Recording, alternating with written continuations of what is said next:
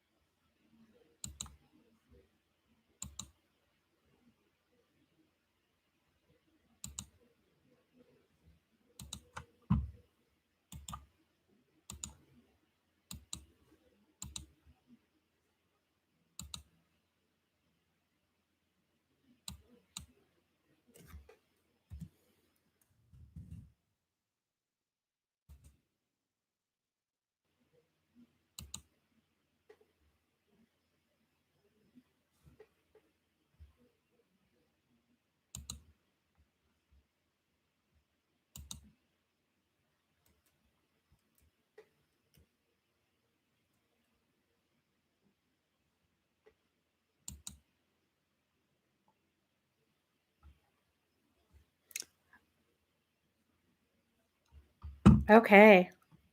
Let's see if anybody is gonna come hang out. I don't know.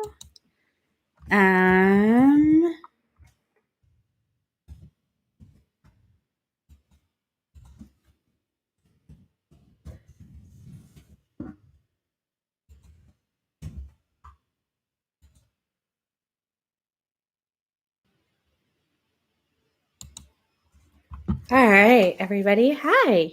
Nobody's here. We'll see if anybody decides to come.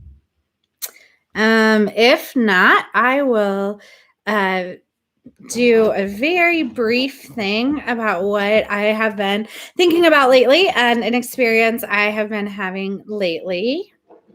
But I just posted all the links because, social media is really just about sharing links from one platform to another.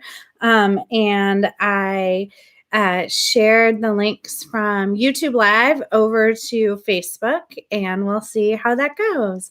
I also said in the congregation newsletter that I would be here at 6 on Friday night and Wednesday night. Don't know if anybody wants to hang out or not, so we will find out. If nobody wants to hang out, then we will wait and do something next week. Maybe I will end this one and start a new one. I'm not really sure. I decided we should go to the mountains today. And maybe we'll just take a deep breath and see how it goes. If nobody comes, I might wait for next week. One of the things that is true about me is that I do a whole lot better doing stuff like this when there are people here, and there are people who are here to talk to and hang out with. And so we'll see if anybody decides to pop over and join. So if you are here, if you are here, please say hi in the chat and ask me something.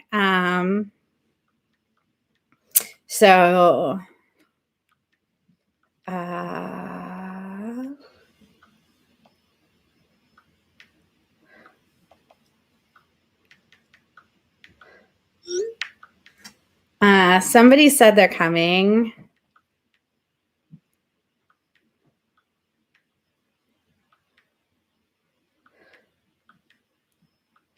But I've learned a lot about sending videos. I hope that they're going to let me cut this at the end.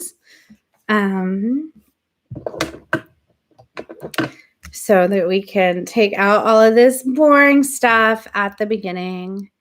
Nobody is here. Let's go over to Facebook and see what's happening. Apparently, everybody is too busy. So we'll see if anybody wants to pop on over. And oh, hi, somebody is here. If you're here, say hi in the chat, please, so I know you're here. And what you are thinking. Even if one person is willing to listen to this, it will go a whole lot better. Okay, let's mark what time it is. Okay, yay, Jill is here. Hey, Jill. I want to tell a little story about a book that I just read.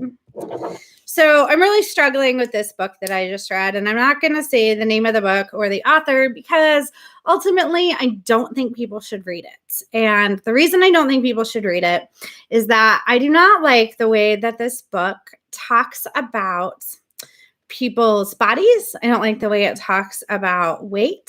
I'm so glad you're here, Jill. I don't like how it talks about clothing.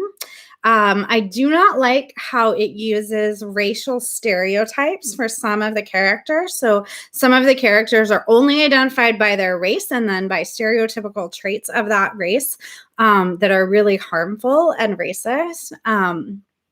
And they don't get to be full-fledged individual people. And there's also some low-key homophobia in the book too. And then there's also some anti-sex worker stuff in the book. And so I don't think anybody should read this book. And the hard thing for me about this book was I actually did read the whole thing because the characters were compelling and the story was compelling. The main characters, at least, were compelling. And the mystery that was kind of at the center of the book was compelling, and I really wanted to find out what happened. And I feel really conflicted about that. And it reminded me that there are times that I read the Bible and I feel conflicted about reading it too, because there are also things in the Bible that I don't like. That said, I would never recommend that people don't read the Bible, because the Bible is a book full of joy and life and hope and instructions for reading our lives. And it's the cradle that holds Christ and all kinds of other wonderful things. I read the Bible almost every day, and I pray and meditate on scripture every day. And it got me thinking about, how do we teach ourselves and others to ask questions about things that we are reading? How do we train our brains to notice things when we are reading? So one of the questions that I do like to ask myself when I am reading the Bible is this: do the women in this story have any names? Do the people who are not the people in power in this story have any names? Who is telling the story? Are the people who won the war the ones telling the story? Or are the people who lost the war the ones telling the story? Are the men telling the story? Are the women telling the story? Where are the queer characters, and how many stories do they get in the Bible?